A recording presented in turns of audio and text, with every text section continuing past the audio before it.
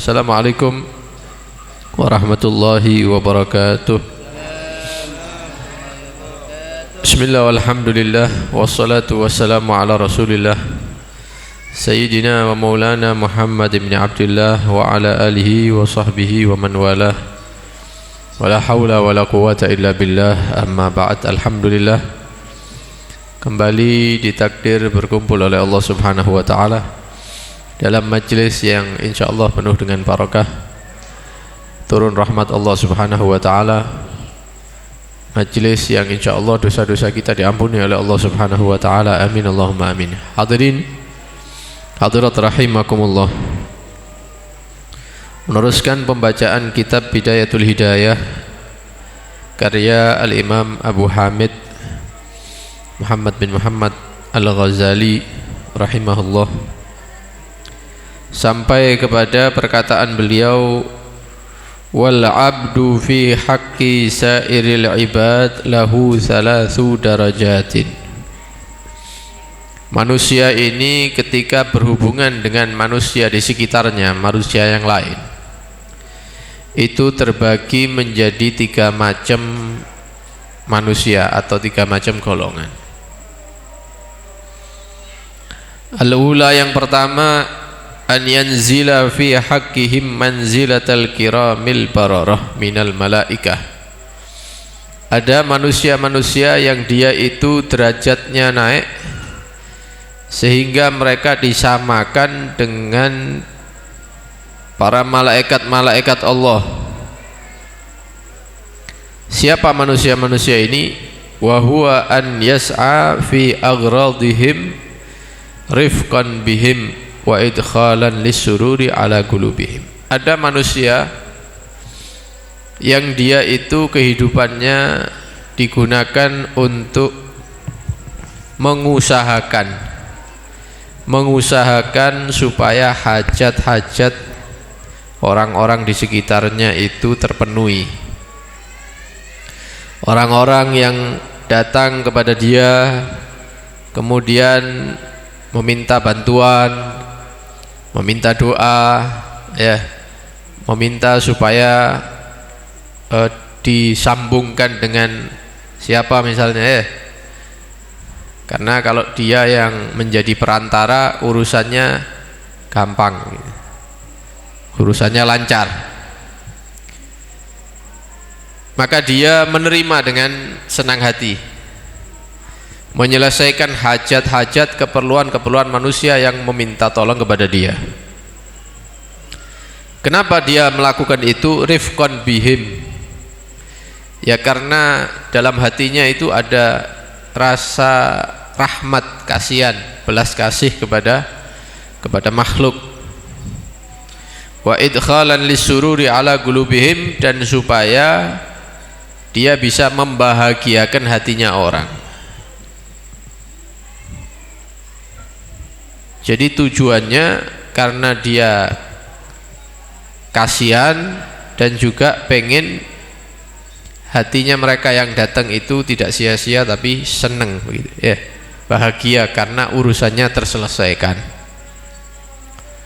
Jadi datang misalnya tamu kepada dia, kepada orang ini, kemudian dia ngomong, wahai fulan atau ustadz misalnya, ya, saya insya Allah bulan depan mau mengawinkan putra atau putri saya begini.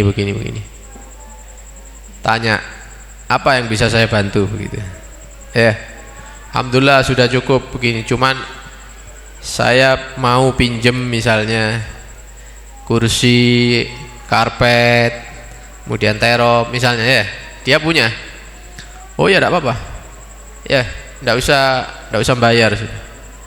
Nanti saya yang ngatur semuanya. Butuh berapa nanti biar dicek sama anak-anak begitu, ya. Butuh apa misalnya sound system, butuh ini, butuh itu, disediakan semuanya. Ya, bahkan pulang sih disangoni, ya ini buat tambah-tambahan misalnya. Kenapa orang ini melakukan itu? Karena kasihan. Setiap melihat orang datang kepada dia kasihan, dan kepingin orang-orang yang bersama dia itu semuanya hatinya seneng, bahagia, Kenapa? Urusannya dimudahkan, urusannya dibantu. Datang yang lain misalnya mengabarkan bahwa sudah sekian minggu, sekian bulan tidak bekerja misalnya, mungkin bisa dibantu dan lain-lain. Nah, ini dicarikan sama dia, dihubungkan dengan ini, dengan itu, mungkin bisa diterima di sini atau di sana, diusahakan sampai orang ini mendapatkan pekerjaan. Kenapa dia membantu? Yaitu tadi kasihan dan juga kepingin mereka hatinya orang-orang yang datang itu senang, membahagiakan hatinya orang-orang muslim.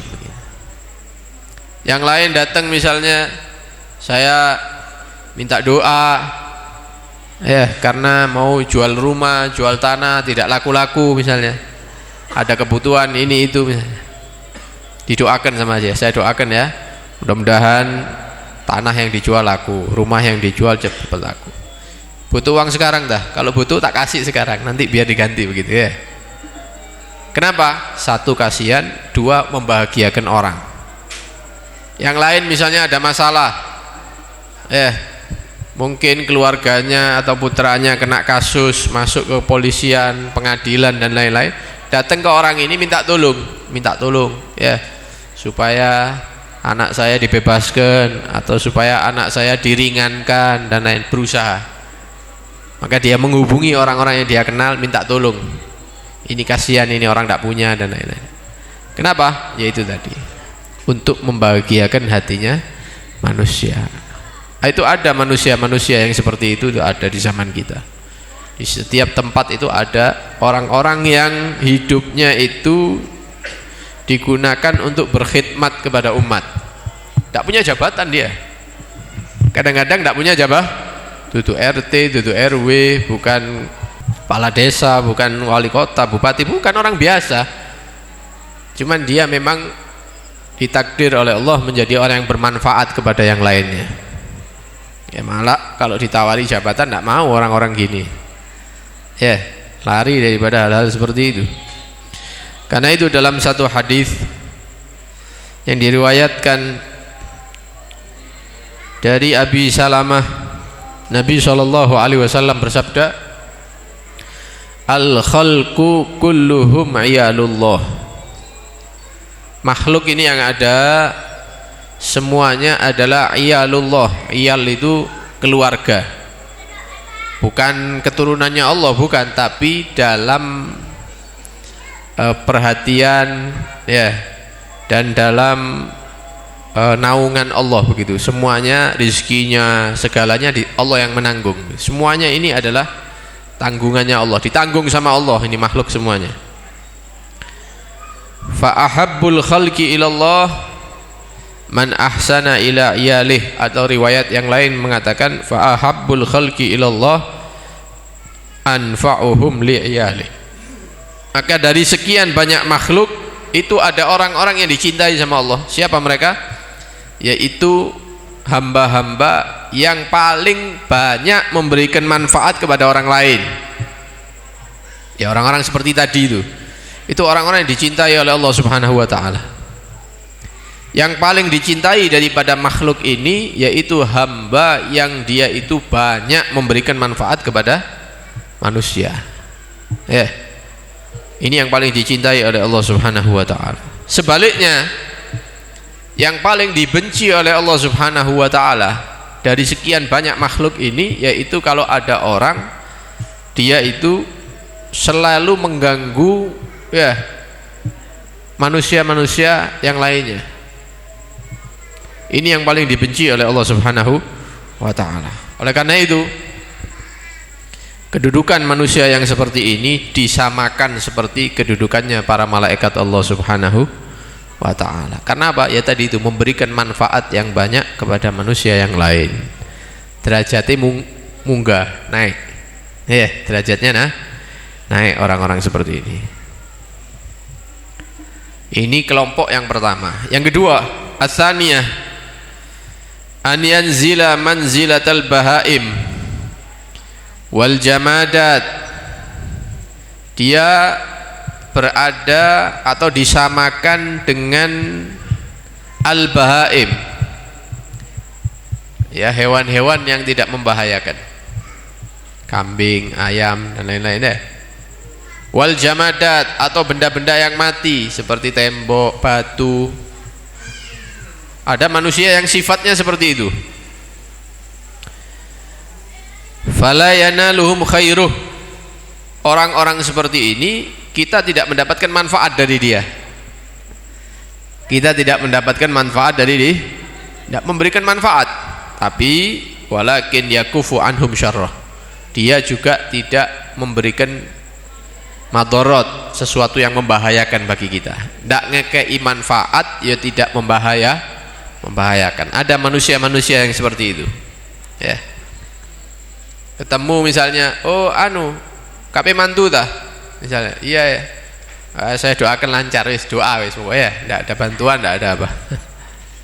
Nek perlu tidak ada bu, ya. Tidak ngasih manfaat apa-apa, wala bantu, ya. Ngomong beber-beber, enggak, wis pokoknya dia penonton wis. Juga tidak mengganggu, untungnya tidak ganggu, tidak ngasih manfaat, juga tidak mengganggu. Ini manusia yang seperti ini itu diperumpamakan seperti benda-benda mati, seperti tembok, seperti batu. Ya, kita tidak mengambil manfaat, juga dia tidak mengganggu kita. Dalam hadis Nabi SAW dikatakan, al-muslimu, orang muslim itu, man salimal muslimuna min lisanihi wa yadihi, ketika orang-orang muslim yang lain itu selamat daripada gangguan lisannya dan gangguan tangannya, itu orang muslim namanya. Dia tidak pernah mengganggu kita dengan ucapan, tidak juga mengganggu kita dengan tangannya dia. Jadi tidak ada gangguan kepada muslim yang lain. Nah, ini menandakan kalau dia itu muslim beneran berarti, walaupun belum berhasil memberikan manfaat, tapi yang pertama itu lebih tinggi derajatnya, lebih afdol, ya, yang memberikan manfaat kepada manusia. Nah, yang ketiga, an yanzila fi haqqihim manzilatal agarib wal hayat wasiba'id dhariyat. Ada manusia-manusia yang dia itu turun derajatnya, rendah, diperumpamakan seperti kalajengking yang ada bisanya, ada racunnya. Wal hayat, ular-ular yang berbisa. As-siba'id dhariyat, hewan-hewan buas yang bisa apa? Menggigit, memangsa. Ada manusia yang seperti itu. La yurja khairuh, jangan berharap dapat kebaikan dari dia, tapi wayuttaqa syarruh, mereka ditakuti kalau deket-deket kita bisa diganggu sama dia. Jadi teko ado wis minggir kabeh wis mung durung. Ya, kenapa? Ini kelas-kelas kalajengking. Ini kelas ular yang berbisa, kelasnya hewan-hewan buas yang menggigit, yang memangsa ini. Ada manusia-manusia yang seperti itu, ada. Ya, di daerah-daerah kita, setiap daerah itu ada. Kata uang, ya, nanti mulutnya menyakiti atau tangannya menyakiti, ya. Jadi begitu orang-orang itu memandang orang-orang yang seperti ini dari jauh saja, dia langsung mengambil jalan yang lain. Kenapa? Yaitu tadi, mumpung durung diganggu sama dia. Dan itu bukan satu kebanggaan. Ya, sebagian orang kan kalau ditakuti itu kan bangga, ya. Kau nak sing wani ambek aku, misalnya.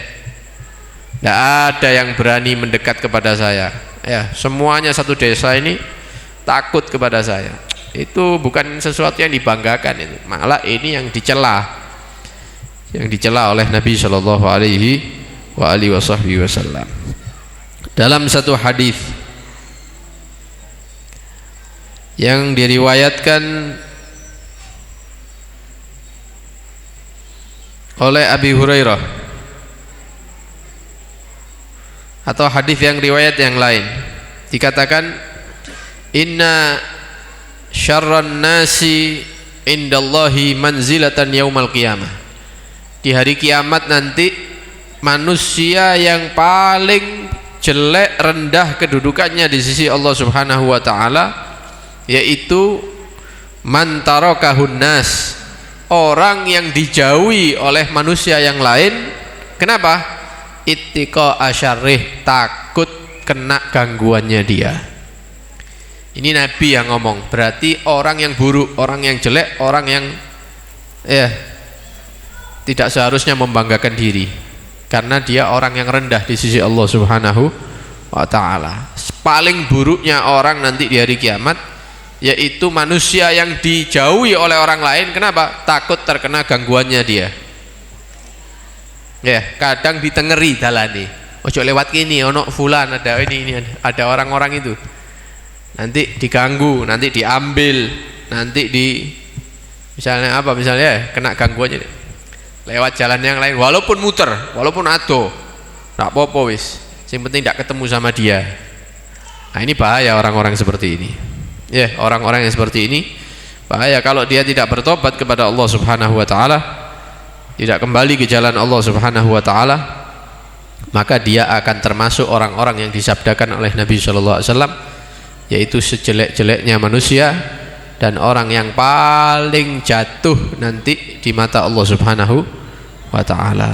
Fa illam takdir ala an taltahiq bi ufukil malaikah, kalau kita tidak mampu untuk menjadi manusia golongan yang pertama yang mana kedudukannya disamakan dengan kedudukan para malaikat Allah, belum mampu, fahdhar an tanzila an darajatil bahaim wal jamadat ila maratibil aqarib wal hayat.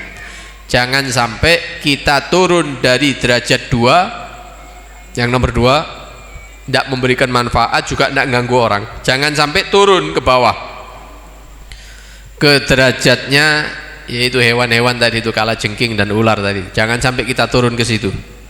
Fa in radita li nafsika an nuzul min a'la ilyin, kalau kamu memang tidak mampu sehingga turun tidak termasuk golongan yang pertama, fala tardalaha, maka jangan kamu ridho kalau diri kamu itu turun ke derajat yang paling bawah. Ya wis minimal tengah-tengah wis. Kalau memang tidak bisa memberikan manfaat kepada manusia, ya jangan mengganggu mereka. Ya kasih manfaat yang bisa kita usahakan, ya walaupun tidak setiap hari, walaupun tidak dengan harta, atau kita punya link channel tidak punya kita, ya semampunya kita bantu dengan tenaga, kita bantu dengan doa, ya kita support mereka, ya kita semangati orang-orang yang berusaha begitu minimal. Kemudian jangan sampai mengganggu manusia, itu minimal. Supaya apa?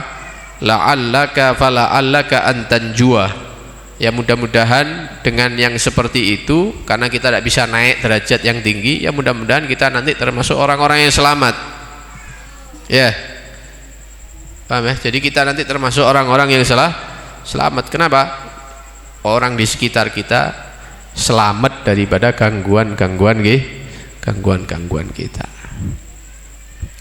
Nah, jadi inti daripada apa yang kita baca ini, Al-Imam Al-Ghazali setelah menjelaskan di pertemuan yang sebelumnya, ya, pembagian manusia di dalam menjalankan agama, artinya hubungan dia dengan Allah sudah kita jelaskan. Yang sekarang, yang malam ini, beliau menjelaskan tentang hubungan manusia sesama manusia, atau biasa diistilahkan, ya, hablum minallah wa hablum minannas, ya, ikatan dengan Tuhan dan ikatan dengan sesama makhluk. Nah, mudah-mudahan dengan kita mempelajari, ya, ucapan-ucapan kalam-kalamnya para ulama ini, kita bisa memposisikan diri, ya, bisa menempatkan diri, jangan sampai menjadi orang yang nanti menyesal, ya, baik di dunia, rugi di dunia ataupun rugi di akhirat. Mudah-mudahan semuanya kita, keluarga dan semuanya orang-orang yang kita cintai, Mudah-mudahan menjadi orang-orang yang diridhoi oleh Allah Subhanahu wa taala, menjadi orang yang selamat dunia, selamat di akhirat. Amin Allahumma amin. Sallallahu alaihi wasallam Muhammad wa alihi washabbihi wasallam. Walhamdulillahirabbil alamin. Wassalamualaikum warahmatullahi wabarakatuh.